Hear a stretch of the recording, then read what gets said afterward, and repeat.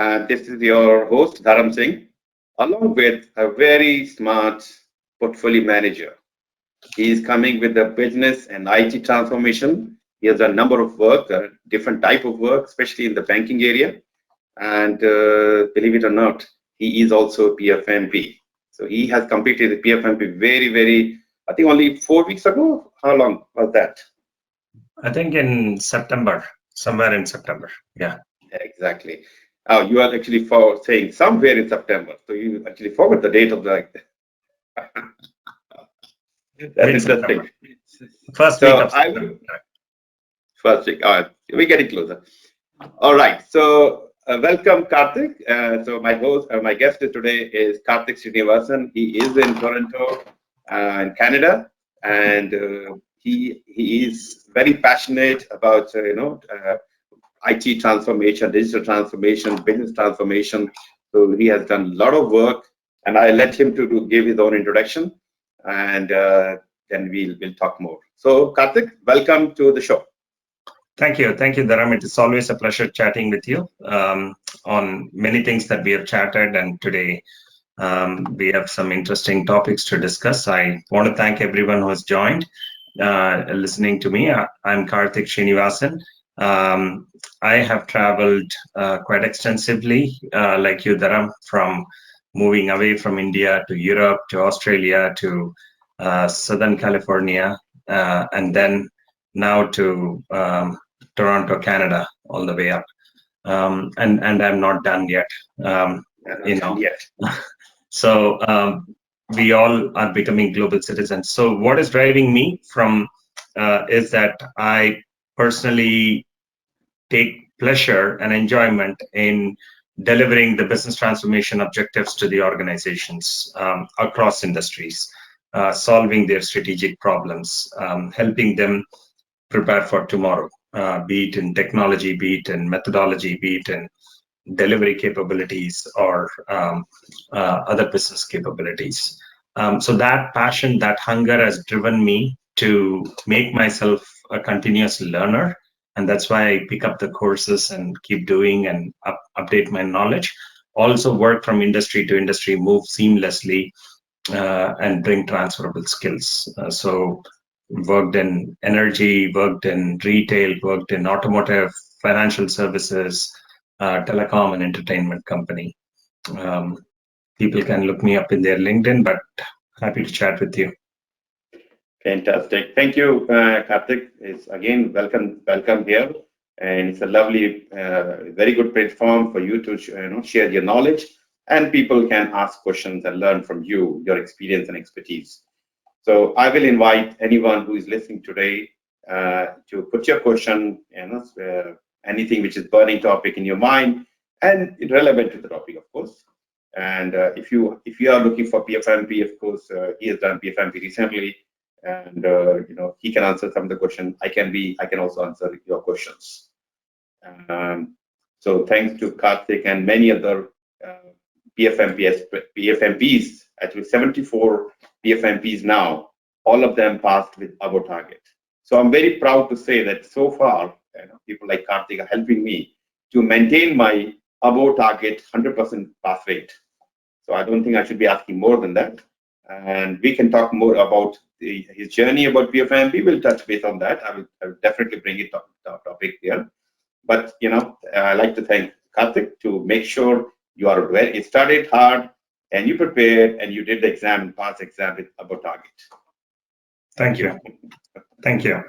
No pressure, but you not only said that you want to maintain a record of 100% pass rate, but you also wanted me to get above target in all areas. So no pressure for those who are listening to you. Yeah. So my personal goal is to at least get 100 my century without breaking this record. So 26 more to go. So I'd like to see if anybody is interested to be part of this goal and help me to achieve my goal. What a good way to say. And so I will put everything to make sure you're going to be ready to pass exam, and you have all the support from me, and you go all the way and pass exam. So that's my promise to you. Yeah. Anything else, Karthik, before I start my questions for you? I'm good. Let's start the questions. Yeah. So just some logistic. Yeah. So you have a question pad. Feel free to put your questions. I will share the PDU code. So people watching today, they will get a PDU code, and people watching later as a video, they can request a PDU code. I will also put the chat PDU codes in the chat, so you will have opportunity to take a note of that. And I also shared a link where I've gone through the PfMP process, what to do, what not to do. So that's already on your chat box. If you don't see it, because I already posted, you let me know, I will post it again. All right. With no further delay, I would like to get started. I do have a few questions for you, Karthik, and let's get started. So how to harness employee engagement? Because that's very, very important for the success of high performance team in project, program, and portfolio management space. Yeah, frankly, I thought you would ask me this question, very frankly, because during our class, you would remember that we talked a lot about employee engagement model, especially in the post-pandemic scenario. So there are 5 things that has changed post-pandemic, the top 5 that has changed. Employees have become into more of an investor mindset. So they want to measure their returns on investments much faster, right? Gone are the days when we can see 20 years with the company and 30 years with the company. Those is not happening because the world is changing very fast, and the employees want to make good engagement. So they are moving into investors mindset. So that also means that the talent is found worldwide. So they all want to be part of that big picture. They all want to operate with purpose. They all want to contribute to that large purpose. And I'll give an example. I was running a regulatory program recently, and in the past I have run it for oil and gas companies too.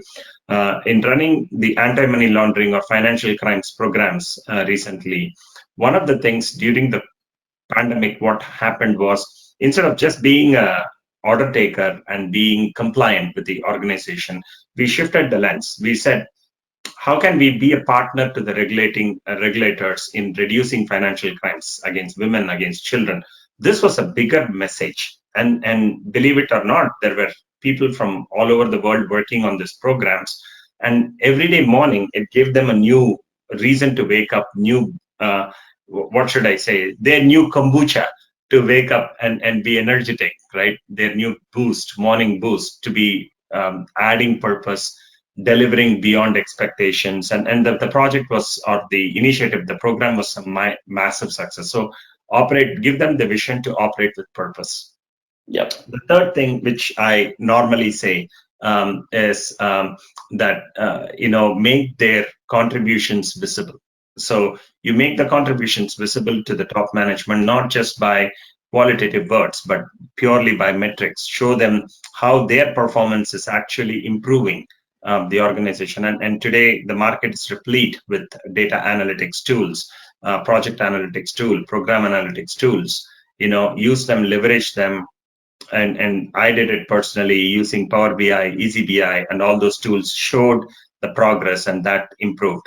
Fourth is empathetic leadership. People are not going to be 8 to 5 anymore, and we keep saying that, but do we at least empathize with that? But pandemic has taught us to empathize with those kind of situations, and be flexible, be understanding, be ready to remove their bottlenecks, or even jump and take over from it. Like, there was one of the resources where I jumped over and I took, because she was dealing with a personal problem related to COVID in her family. So empathy is going to be much more in the leadership. Last but not the least, and I think this is something that everybody has to recognize, is that every initiative that you do has to add value to them in terms of their own learning. It has to be a feather in their cap, and make our thinking visible to them, and involve them in decision making. So make things move faster. So the Gone are the days when you have a large, massive, complex 3-year, multi-year program. This is an era of short, sweet, and high-paced, short delivery programs that can keep adding value to impact on your P&L, impact on your on your qualitative and quantitative financials and non-financials areas. So these 5 triggered my we had an operating paradigm, like values to contribute and all of that.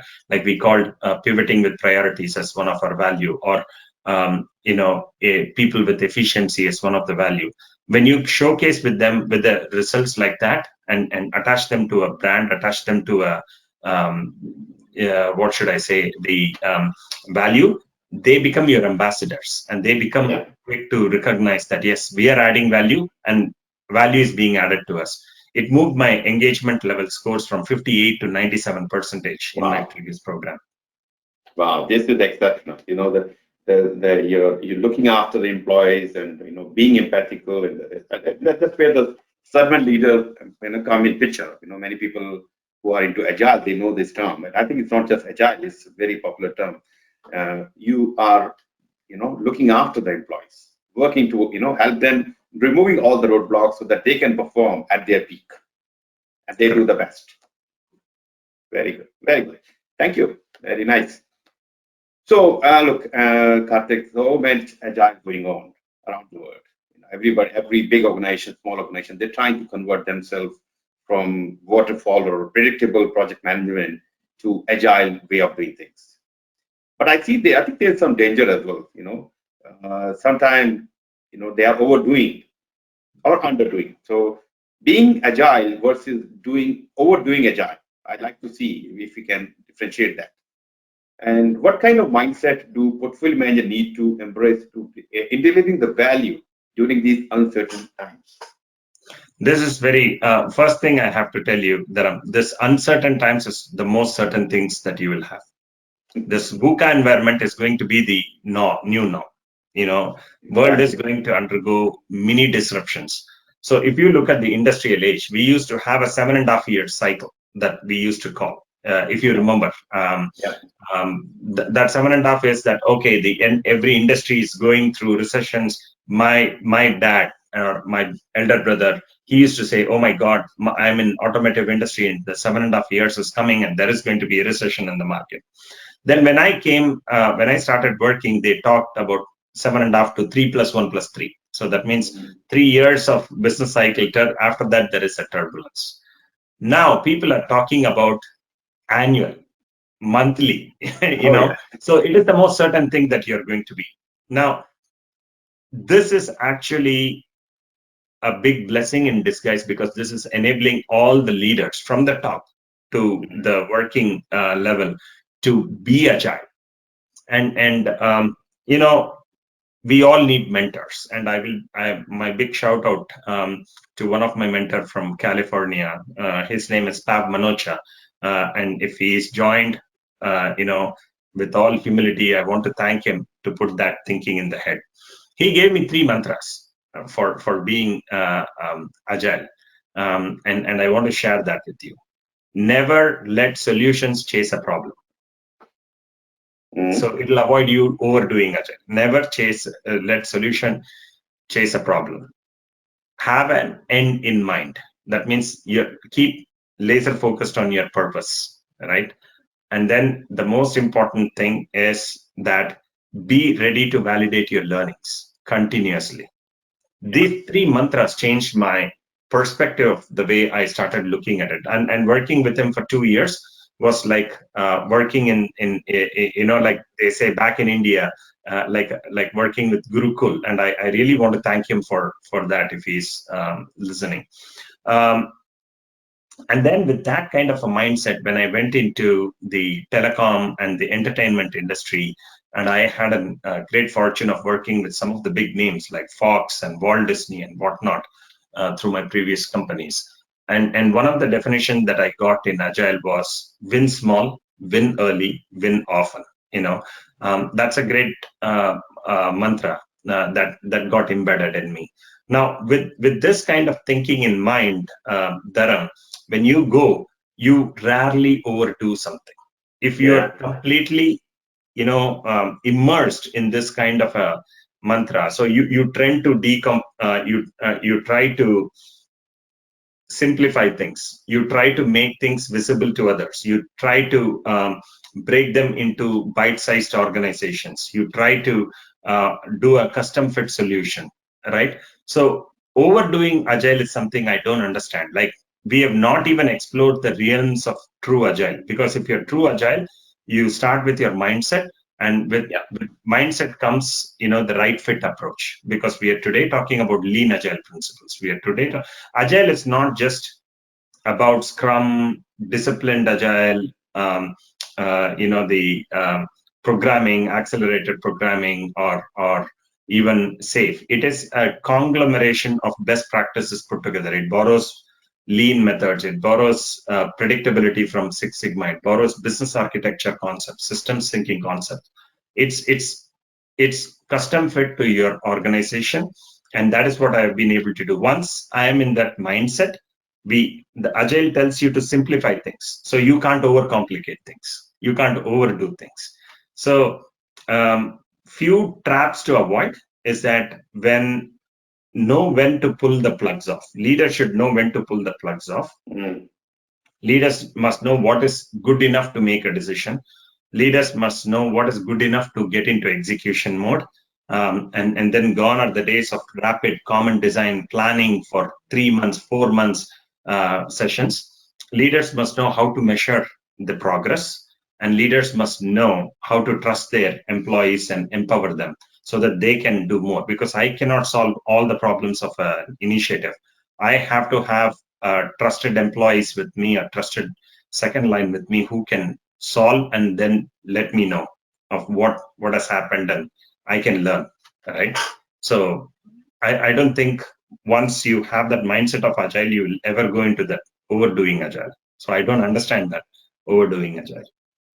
Yeah, perfect. Very nicely presented. And so we got a few mantras as well from this discussion. Fantastic. Yeah, perfect. All right. Guys, you feel free to put your questions on the question pad. I'm sure you have some questions, so put them here. I like to see, and asking those questions about the topic, about the, anything PfMP or something. Yeah. So, Karthik, I have a third question for you. What are the real hurdles in the agile transformation? I see real opportunities in agile transformation in many sense.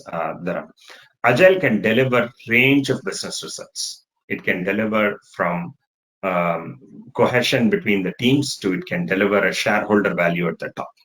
Yeah. So in my experience, what I have done in agile transformation has started with what I called the purpose. Why am I doing it? Right? The definition of why am I doing it has to be clear. So in one of the telecom organization, we had like thousands of problems. We wanted to solve thousands of problems. You don't need to solve all problems using agile immediately. You can prioritize that, right? So that purpose for me was in the next 3 years, my digital channels should be like 1/3 of my total portfolio, right? For that, today, I need to be able to create compelling content for audience to come and visit my website and learn about what I'm doing. In the next year, I want to reduce my churn rate because I'm offering them more at a lower cost. And in the third year, then I can start measuring my digital sales and digital profitability because one satisfied customer. So by having the sequestered purpose in mind, sometimes we miss that opportunity. Not having that, we miss that opportunity. That's a hurdle number one. Hurdle number two is that digital and data today are, let's look at few trends in digital. Customers want what I call a tragital experience, traditional plus digital. That means, I'll take a simple example. I don't need to be in Walmart to do the shopping today.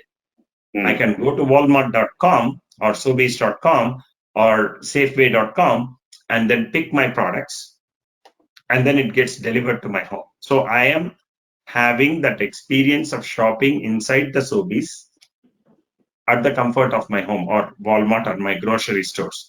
That digital experience is going to get amplified. You're going to have plenty of tools and techniques like AR, VR, whatever you want to call, or IoT sensors, whatever you want to call, to tell the customers that yes, this is how your product is going to look at it. Not just groceries, buying. I just tried buying few things which normally you want to get experience, but that is something that the customers are going to demand more and more and more because of government restrictions on traffics and whatever external environment, too much crowd and all of that. So it is going to slowly move to the digital experience. In that fashion, when the customers are changing that there are three spheres that is changing within digital. It's going to be more embroiled with data. At every stage, data becomes crucial. As an example, if I'm surfing for car, I want to buy my new car, there is someone who's already capturing what searches I'm making and then letting the companies know, hey, Karthik is looking for a car. He's looking for this. Probably he's looking for this. Why don't you try attracting him? So that those companies are going to reach out. So that one sphere of data is going to be very crucial. The new capabilities that is going to enable me, IoT sensors, AR, and all of that is going to be big. Those are something that is going to be a new trend in the market. Third is that the digital is going to be everywhere. So you have resource and skill sets and demands going to be global. And therefore, I find that the true hurdle in company is not understanding these trends. So that is my second or third point that I want to say. In a true digital fashion, the trends have to be quickly understood and factored in. So that dynamic planning has to come into place in digital transformation. And fourth one is the resources. The talents are becoming scarce. And that's a whole new topic, like what talents are needed, how we can bridge the gap and all of that. And the fifth one is, in my opinion, is the bench, our ability to benchmark and understand and sometimes create the disruption in mind. I'm sure that when Ubers or Airbnb created this trend, they did not think about how much money they are going to make. They were first in the market. They tried something. One of the things about Agile is to try something, fail fast, right? Yeah. So they must have failed fast before they could make this success, right? So are the leadership ready to fail fast in digital transformation? Those are few things that I think are the biggest top 5 hurdles. There are 10, 12 hurdles that I've noted down, but for the want of time, let's just take the top 5. Yeah, great. Thank you very much for sharing the hurdles and what you can do to avoid them. Perfect. Very, very nicely done. I do have many questions coming up. That's a good sign that people are showing interest. They got their engagement. That's it. That they're engaged. So thanks for providing this webcast for me. And congrats, Karthik, for your PfMP. That's great. So the question I have, actually, I will take a few questions and see how far we can go, and then we get the other question. What is your opinion on lack of focus, testing, accountability, impact analysis in the name of Agile? I think this has become overdoing Agile, especially in enterprise. So, if somebody says that they're overdoing Agile, lack of focus, then they don't have the Agile mindset. Agile is about focus. Yeah. Right. You take SAFe, it talks about increment planning. You take Scrum, it talks about MVP. You take, extreme programming, it talks about feature releases, right? It's all about specific focus. The very fact that somebody is lacking focus is because, it requires a change. Let me tell you, Agile requires change management, period. it requires a behavioral change management, coaching, guidance. And it is like driving a car, right? Till we understand different scenarios and we have taken the real driving test, we will not know how ready we are. And sometimes you learn by your failures too. Yes. And sometimes you learn fast, right? And those are all agile. If somebody wants to just today join an agile journey and want to be successful on the first attempt, chances are they will never learn. And I'm reminded here of what Google CEO Sundar Pichai said: wear your failures as a badge of honor, because that means you've tried something, right? Exactly. So my response to the person who was asking question is there's too much lack of focus is have a candid conversation. Agile is about having a candid conversation at all level, because in retrospect, we are not going and asking individually, hey, how did this Scrum went? We ask openly what went well, what did we learn, what did we lack, what did we like, and what do we log, right? It's an open conversation. Everybody's can have a candid conversation, say that what is, and there are tools that can help you have that conversation. There are agile maturity models that is available. For an example, I am doing it for one of my client, agile maturity model. I've come up with incremental delivery, prioritization capabilities. I've highlighted few areas that they need to rate themselves and they need to improve, and relating it back to their OKRs or KPIs, and showing that why you need to have a good prioritization if you want to improve your ability to get more returns out of that capability as a whole. Why you need to have incremental deliveries. You need to think in terms of shippability. Why do you need to have a servant leadership attitude if you want to have time to market mindset? Have that candid conversation. There are tools that is willing to help. Reach me out if you need any help, and I'm here to help you out in that journey. Perfect. Thank you. Good. How do you see PfMP helpful in agile transformation at the portfolio level? So this is a very good question. So first of all, portfolio is, let's understand this. Project portfolio, if we are talking about a project-based organization, and then we will go into a capability-focused organization, and I'll give 2 examples, right? In an organization which is funded, managed, driven by projects, the traditional PMOs, traditional project management, your funding is based on the projects, programs. Projects drive these are the instruments to drive the strategy. But the one which is very closest to the strategy is portfolio. It is aligned to the strategy. Therefore, it becomes very flexible for you. It has to be flexible. It has to be broad at an enterprise scope level, and it has to be dynamic enough to change and predict and change, right? So in an agile transformation, agility is about being dynamic. Agility is about being ability to respond to the market. Portfolio level agility is very important if you want a project level agility. This is for organization which is focusing to drive through these vehicles called project, portfolio, and programs. Now, if you want an organization which is driven by capabilities, what I mean is, let's say I'm working for a telecom company and I'm selling my plans. My ability to create browse capabilities, my ability to create buy, payment, dealing with promotions, all of that. If you're driven by that, if you're into that zone of organization, and that is where the SAFe, many organizations are adopting SAFe.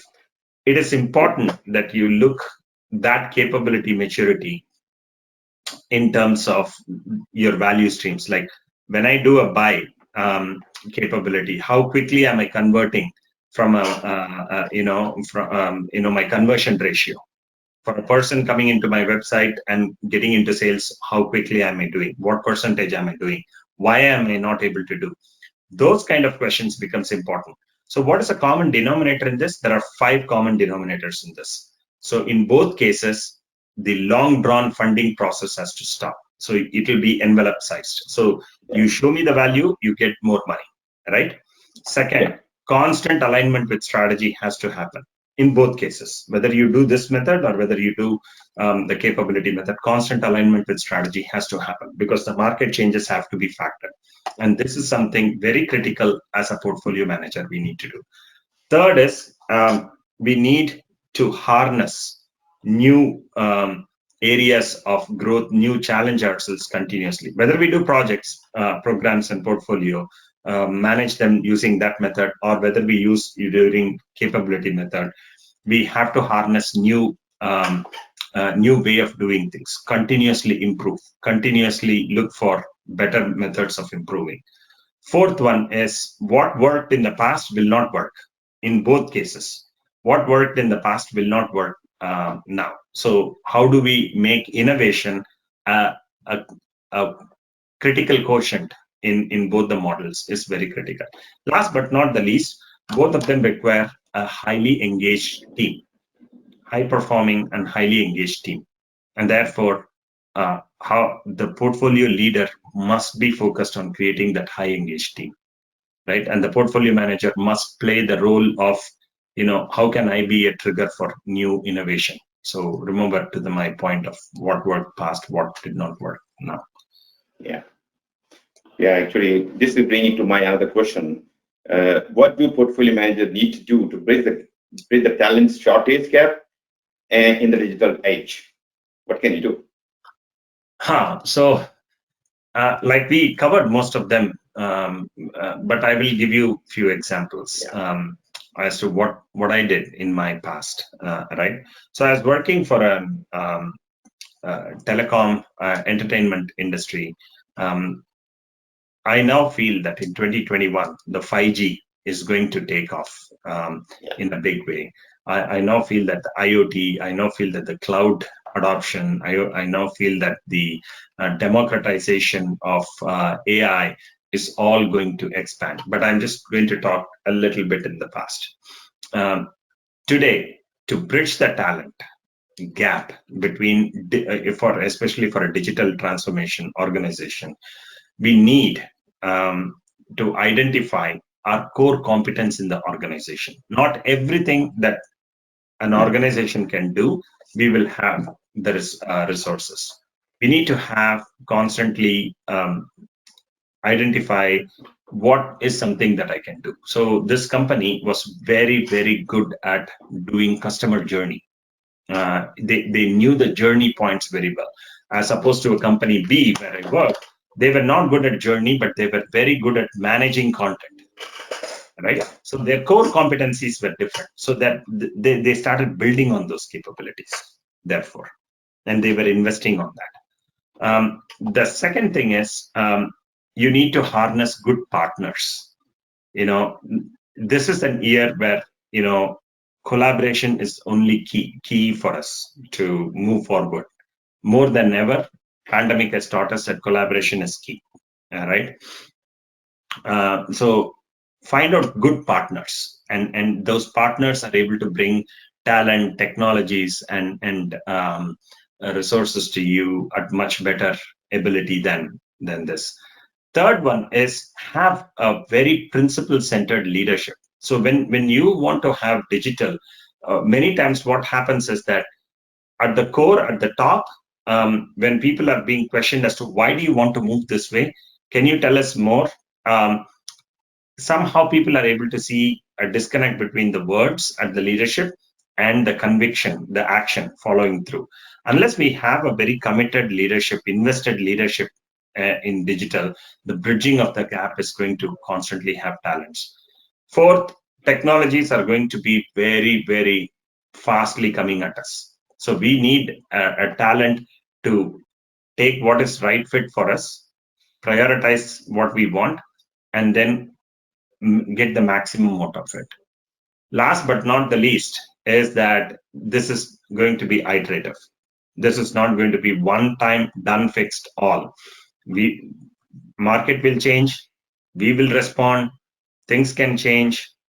How quickly are we able to pivot? So we need to create that flexibility, transparency, because when an employee comes into an organization, she is not going to say, okay, am I coming for this role, or what am I coming in for. So they are going to look at all possible opportunities and how do we harness that new energy coming into the organization.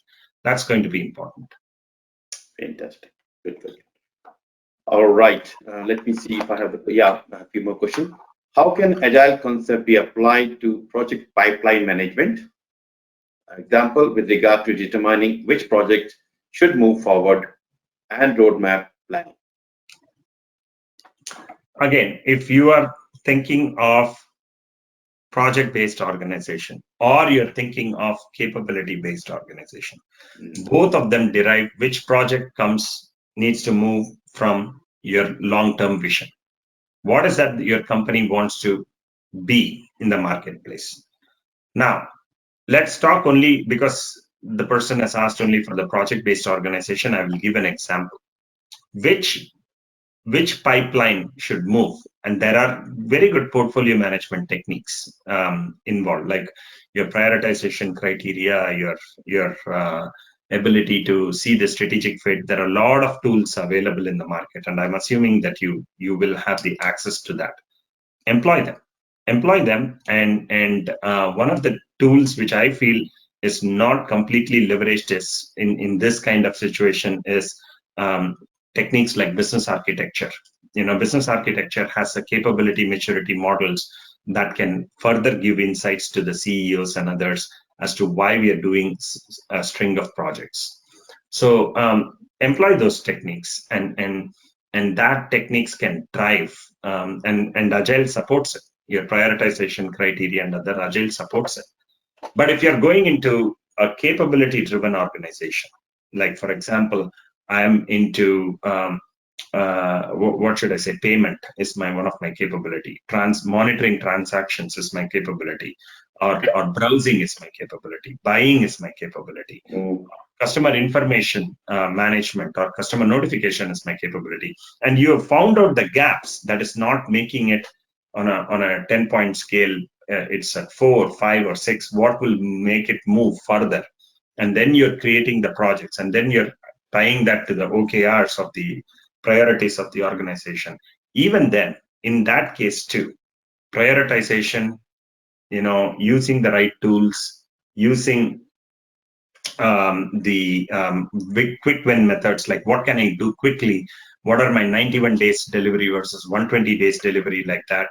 Those all techniques will help you to move the pipeline. I myself have had many of my projects, which was once deemed as nice to have, use some of the techniques, use some of the methods to showcase and highlight that these should be in the strategic priorities of the organization. Example, bot chat. In banks, it was like nobody realized why bot chat in bank was important. Now it feels like after the event, I'm talking about in 2015, right? This was one of my pet projects. This was one of the things that I wanted to drive. And it was constantly deprioritized. But, I never gave up. I used different techniques. I talked to the lean people. I talked to the business capabilities people, convinced them. And then it became, in 2017, it became 2016 or 2017 budget, it became like a clear initiative, proof of concepts. So think in terms of breaking that big projects which are not moving to the desirable state into smaller pieces where you can showcase the benefits to. That's one of the problems where I find that my pipeline managers and finance managers argue. Like they say, take it all or nothing. That approach is not going to work. So if you're able to showcase a small pieces, and that is where Agile can come and help you with many techniques like value stream or MVP or whatever, ARTs, it can pull them into at least a trial mode.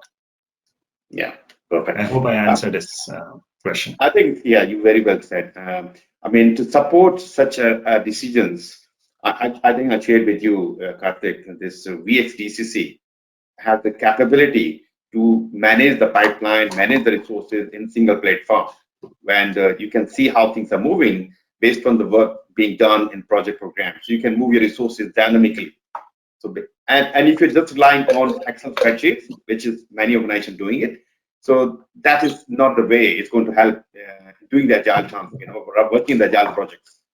Having an automated tool which can bring it can show you how many resources you have at dynamic at the real-time level, and you can see the possible work, and you can marry them together. And you're so right, because one of the other projects that I was battling, and at some point you all get emotional about some capability or some projects, right? So I was passionate about one of the in insurance company, one of the capability called weather alerts and others. I was passionate about that, and how did I move that into a recognizable, or even the chatbots into a recognizable, is using these tools and showing them exactly, hey, this is not only going to improve the experience of the client, but this experience can actually potentially convert it into a future sales. Then the finance manager, how? Then you show them the different data analytics, and these are the probability. This is how much the credit card. These are the buyer's credit card. We can sample out, or this is the weather alerts. This is so much the claims can get reduction because of that. Insurance claims can get reduction.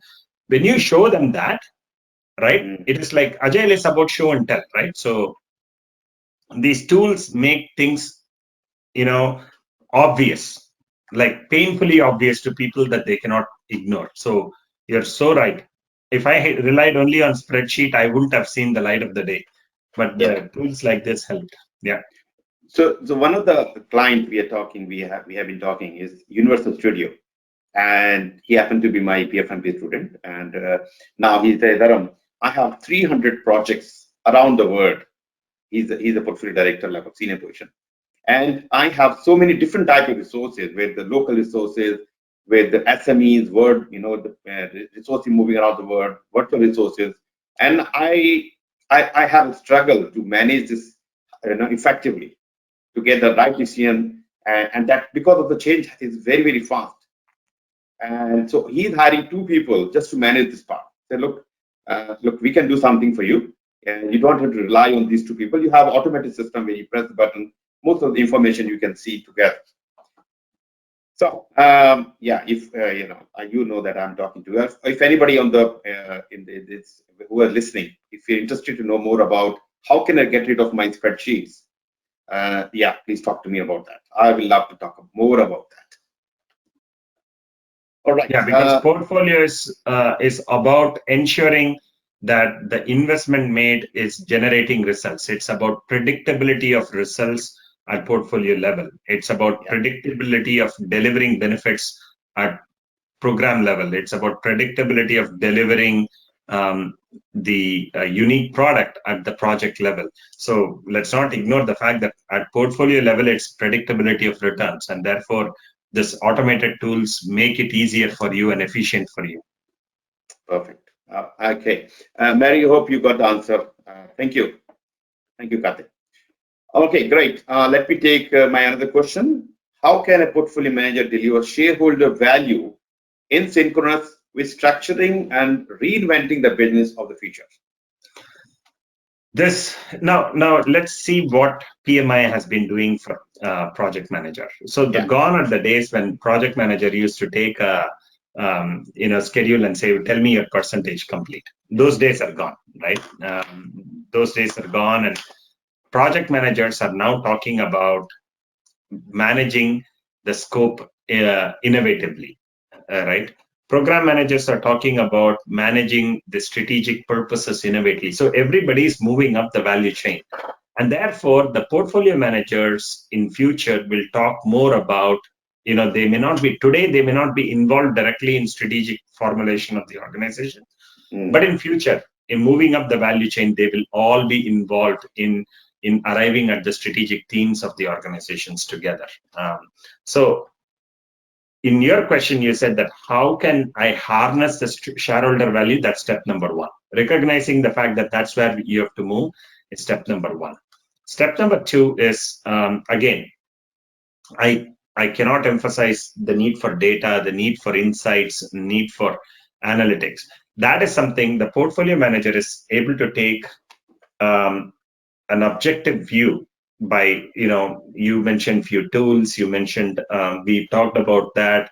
We talked about during the class, very many techniques like Monte Carlo simulations or whatever, take all those techniques, That is why the courses like this are important, because it reiterates the fact that there are capabilities, there are concepts that you can apply. Take those concepts and then show that how the strategic moves in the organization can actually result in shareholder value. Tomorrow's shareholder is going to value 4 things very clearly. He's going to value the number of innovative products that you're being able to offer. Whether you're offering products innovatively or how you're offering them innovatively, she's going to value. They're going to value predictability in the organization, how to create predictability. They're going to value your competency, like what you stand for is what the market looks at, right? When I look at a product coming from organizations like Google or organizations like Apple, I automatically associate something with that. So shareholder is also going to associate their financial books every year with that company. It's already happening. It's not nothing new. It's already, the third one is already happening. I don't go and buy Tesla assuming worrying about whether Tesla will go bankrupt or some companies. I'm just using Tesla, but like I won't go and buy a Walmart share thinking that, oh my God, what happens when Walmart is bankrupt? I know that there will be some sustained results in that Walmart. Yeah. And I know that even if the market goes down, they will have effective way of planning and measuring. And those are something in terms of organizational level risk management that portfolio manager would do. The last one, I think, is that the organization, the shareholders is going to make sure that they see this value very quickly, rather than waiting for 18 months, waiting for 12 months, waiting for even.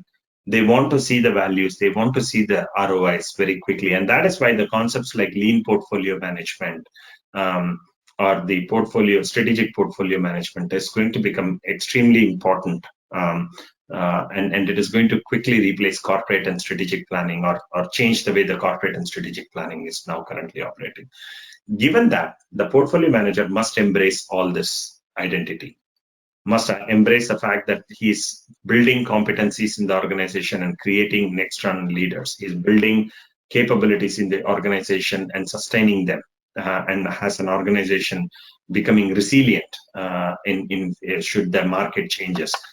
Putting the guardrails, so to speak, to make sure that if there is a risk, the returns are optimized, and making sure that something innovative comes from or something new comes from the market, and constantly listening to the customer feedback.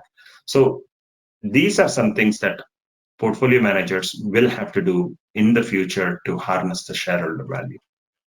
I'll give a simple example. So today I was working for an organization which is has employing like 30,000 people to monitor transactions. Tomorrow, it need not employ, because there is someone going to do that much effectively. And I knowing that I'm doing this, I'm laying guardrails for that today. Like in 3 years from now, knowing how the market is going to respond to this transaction monitoring, I'm laying the guardrails now today. So those kind of things, the portfolio manager lives today looking at 2 years down the road. Exactly. Yeah, that's where the visionary portfolio managers are. Great stuff. Okay, guys, I just shared the PDU code on the chat. Please check and make sure you have the course identifier as well as PDU claim code. So you have that on chat. If you cannot see, or if you don't, if you any problem, let me know. And as I mentioned, if you're watching this video at later time, please send me a message. I will, or somebody will from my team will help you with the PDU code. Okay. All right. So let me take a question from the audience, from Ramesh. From your experience on Agile Transformation, how did your organization map with portfolio leaders into Agile role, or any other role such as program manager in traditional environment to save or to Agile framework? So I see 3 questions in this, Ramesh. The question is, what are the components of the Agile transformation, and how do you map that Agile transformation to various traditional roles, right? And the third one is, how did you harness that? How were they successful? Were they set up for successful? I'll probably try to give you an example. So the organization that I'm going to talk about is, say, insurance organization, right? Yeah. So motor vehicle insurance organization. That motor vehicle insurance organization realized that its customer notification capabilities was not very powerful. So when I say customer notification, I mean notifying the billing. I mean notifying them for billing properly. I mean notifying them for the receipt of the payment properly. I mean notifying them if there are any changes, weather changes properly. So that organization clearly mapped that, okay, these are my problem or pain point areas. And then they appointed a portfolio manager to oversee this customer notification capabilities. Now, this portfolio manager has is focused on building that customer notification with three major results delivery. First, he want to ensure that the customers do not leave the organization, because if that capability is pathetic, then they may leave the organization.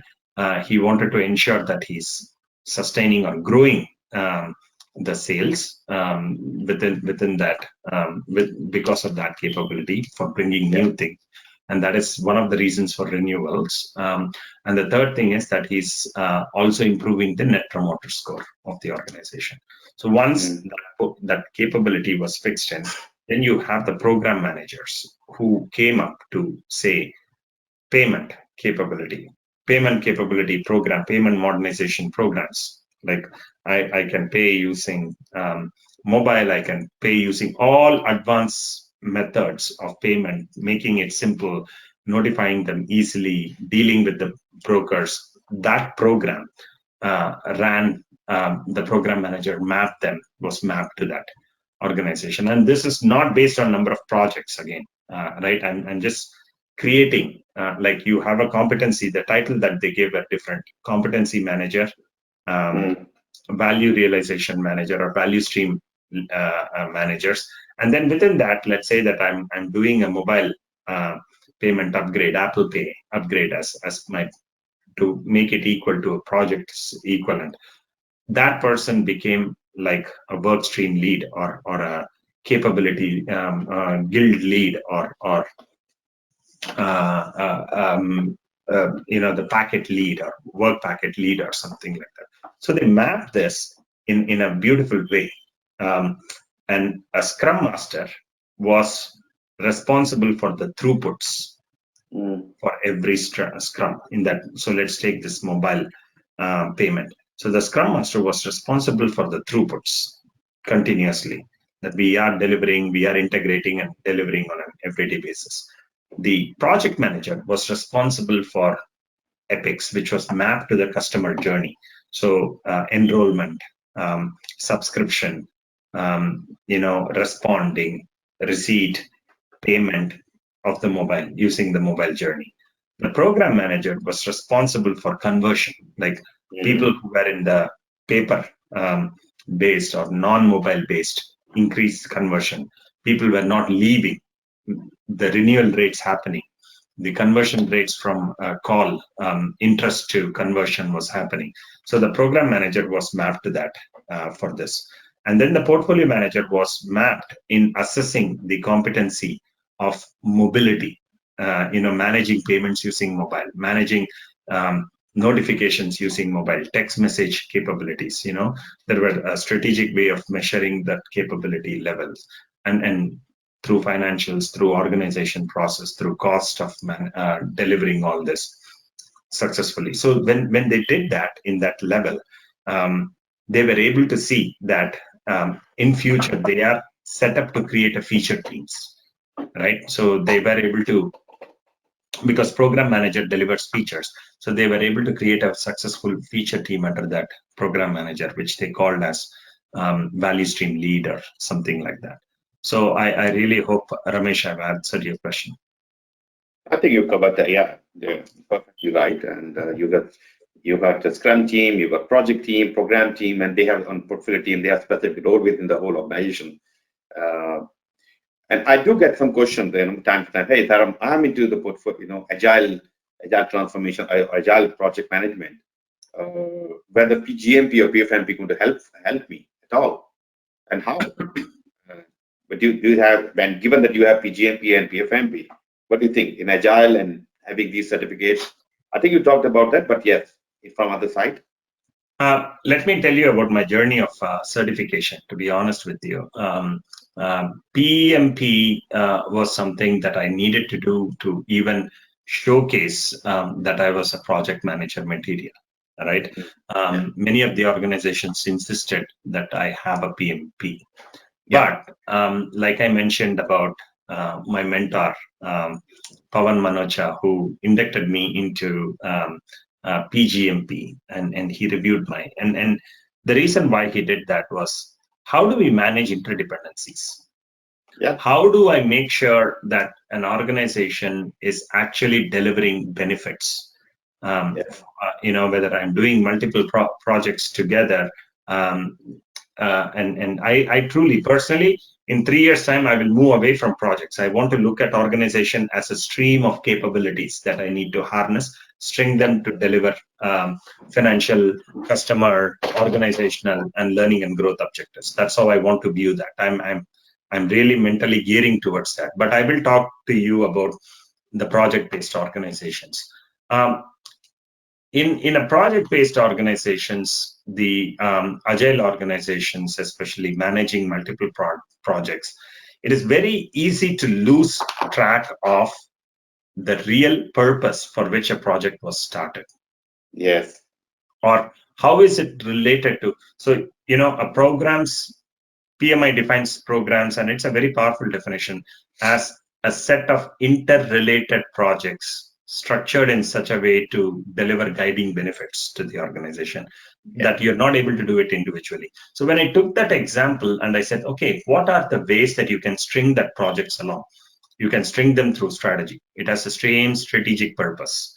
You can string them through customers. It is attacking the same customers or satisfying the same customers. You can string them through applications or the common technologies by which they're delivering, same platform delivering. So it is a cost of delivering that becomes minimizable. You can string them through objectives. It is handling the same objectives of the organization or the same sponsors' objectives of the organization. So when I look into that, then it becomes easier for me to structure which projects will deliver which features and when do I enhance those features. How do I affect the customer journey in such a way? Because that I need to know as a program manager how the delivery of my feature is going to impact my customer journey.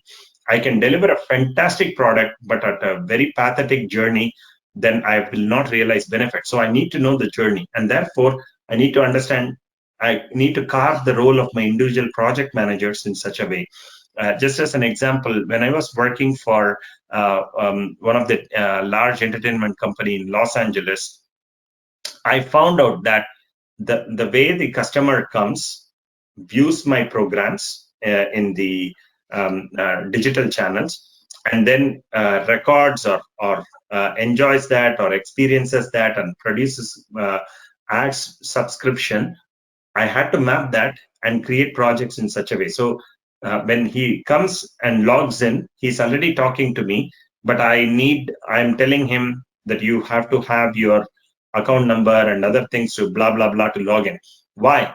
That was a period when social media was on big boom in terms of Facebook. You remember 2000, I'm talking about 2005, 2006. So we created a social login. So as an agile program manager, because I had the PgMP and had some structure in it, I was able to see how I can create those value streams or enable those values embedded in each project and unlock them and deliver that.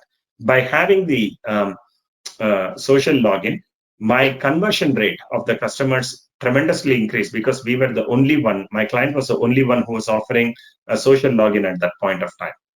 Like you can map once and then you're done. So you can log in using your Facebook. So you will never forget your Facebook password, right? So that project became successful. Then once you do this, then the customer analytics team came and said, why, what was his problem? Why did he back out? Why he's not subscribing? How much programs he has watched and all of that.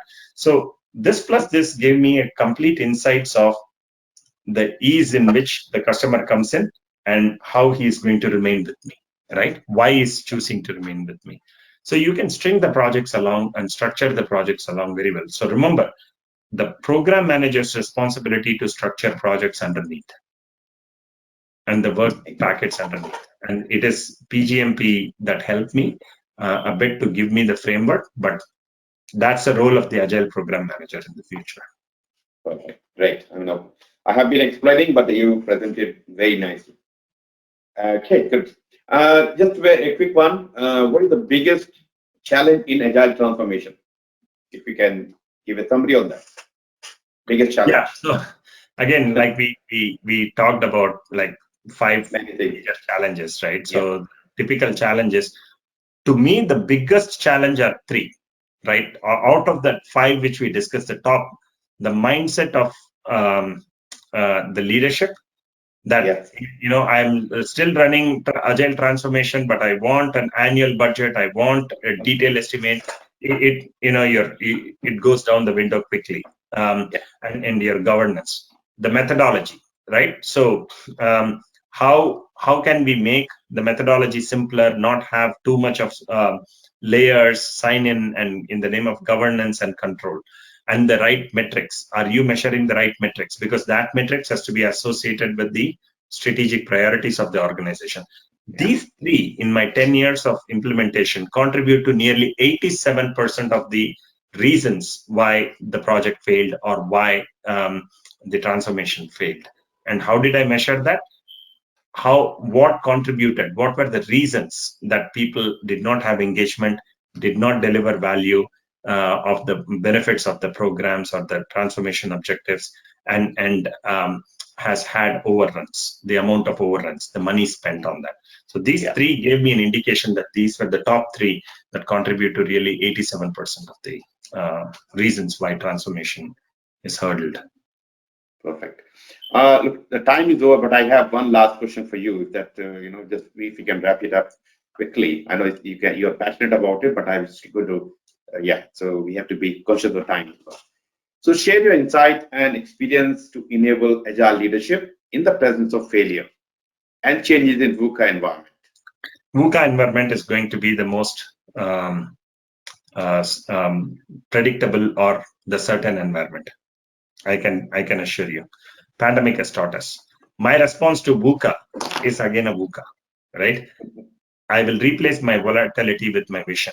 The vision so compelling and purposeful that you can make amendments to it. I know that when I was handling financial crimes, the regulation was so volatile, but we had a vision. We had a vision to support regulators and give them enough insights and intelligence. Then uncertainties through understanding. Look, we all go through a lot of uncertainties in life, right? These are predictable. Not I myself have lost several of my relatives. If somebody wants to really find out if COVID is real, please come and talk to me. I've lost like 20 plus of my relatives in this period. That uncertainty has to be replaced with understanding. So that increases my engagement. Then you have complexity. When a project is complex, when we are managing things very complex, that means it is interrelated. My role is to simplify by providing clarity. If I provide my expectations clearly, it will help my team to do a clarity. And ambiguity. Ambiguity means that there are so many moving parts into it. The only medicine that can address ambiguity is agility. Agility is your ability to make quick decisions, be flexible in your approach, and be predictable in your delivery. So my response for VUCA is going to be VUCA. Perfect. Great. Thank you very much. And if you want to take a couple of minutes to talk about your PfMP journey, that will be great. Some people I know they are preparing for PfMP. Yeah, I don't want to spend hours and hours, just 2-3 minutes of your time. Yeah. So very quickly, PfMP is a good certification, and predominantly for those who are aspiring to be VPs and above, it is at some point going to be a must-have certifications, and that is why I gave Dharam a call. It all started with a call, right? He said that this is good for you considering where you are in your journey. So please set up a quick call with Dharam, and Dharam, if your phone rings, you can blame me later.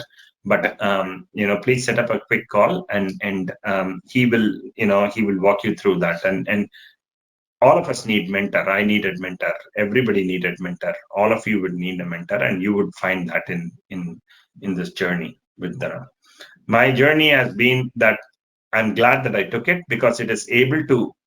You will be given the questions that you have to answer for the applications. Dharam will help you with that. But it gave me a tremendous amount of clarity, isn't it, Dharam? When I wrote the answers, you were like, look, you gave me a call a few months ago saying that you want to reach there. Now, based on your reading of portfolio management, look how well you're able to present your portfolio. So it gave me that clarity to write that application. No questions asked. PfMP record time, they approved it, right? I mean, with no corrections in it. And please, when you're writing the answers, Dharam will tell you that don't think like a program manager, think like a portfolio manager and respond to those questions. Very important. Which I was very happy that I was able to do. Then comes your questions and preparations. Those preparations and questions, Dharam, if you want to flash your blue book, you can flash that. It is very nice because he's able to connect concepts of the PMI into a simpler. He's able to break that down into a simpler, structured values that you can take it and digest it on a bite size. That really helped me. I really took some time in summer. My mother came from India, Dharam, so I wanted to spend some time, but I used that as an opportunity to also study, and I'm glad I did. Once you write that exam, when you write that exam, Dharam will give you a lot of insights, inputs, tips, tricks to pass. There will be a lot of practice questions. The most important thing is when you join the mentoring session program, there will be other colleagues whom you will work and leverage with. I had that benefit, so you will. And then you go non-PfMP, come back as a PfMP. That's the best thing about that. And Dharam is not going to give you any leeway. He'll constantly keep pestering you if you booked the exam, not booked the exam. I still remember that on a Saturday night around 11 o'clock, he gave me a call and said, why haven't you booked the exam? Now that it is done. I was thinking of doing it tomorrow morning, and then he pushed me. You need such kind of people to bring the best out in you. And I'm very happy that I took this journey, because it not only did I get PfMP, that's one, but it told a lot about me. Sometimes the destination tells you a lot about the journey, tells you a lot about the destination, right? So I wanted to understand what I'm capable for. Did I really was I really being a good portfolio manager in the last 5 years, 7 years that I have been managing portfolios? And it gave me an indication of it where I can improve. So I'm sure you will have your own journey. I don't know, Dharam, if I answered. No, that's perfect. Thank you very much. And we already talked about your experience in the portfolio PfMP and exam experience. So I think there was a podcast. It's already published on LinkedIn some time back, and also on my YouTube channel. So if you wanted to see what Karthik has learned from his journey in detail, that podcast can be useful. So I have two channels with my name and the vCare. So please check, and you can find those links and on some of the messages we have been sharing. So go through that, and you will learn a lot about the PfMP journey and what exactly and how to do and what to not do. So with this, I'd like to thank you, Karthik, for taking our time and sharing your knowledge, experience. It's wonderful. I got lots of feedback from a lot of people, and they're very happy, they're engaged, and they're answering the question. Not only the question I asked, but there were questions coming from audience. I think you've taken those questions very well, and I'm very very happy that you did the best you can, or you have done beyond your capabilities. And yeah, as you know, the capabilities can be sky's the limit for that. So wonderful. Thank you very much. And the people who attended today's program, I'd like to thank you. And you have been, good audience. You have asked so many questions. So thank you. And look for future webinars. I think I have a webinar coming up next week or something. And probably another, I've lined up many webinars in this year itself. 3 or 4 in this year, and the good thing is about from the webinar, these are free, you earn PDUs, and you get to learn from industry expert, and you can apply this knowledge. So you can reach out to Karthik for any assistance, guidance with the transformation, digital transformation, anything you like about him and the way he did. And you can reach out to me for PfMP, PgMP, or some consulting, or other tool I mentioned earlier, anything which can help you to take your journey from here to the next level, having vision, and what was that? Vision, understanding, and so you can apply your new VUCA into that. So thank you very much, all of you, and wish you good luck and stay safe, and bye now. Thank you, guys. Thank you for staying on your Friday afternoon. Thank you, Dharam, for the opportunities. Take care. Bye.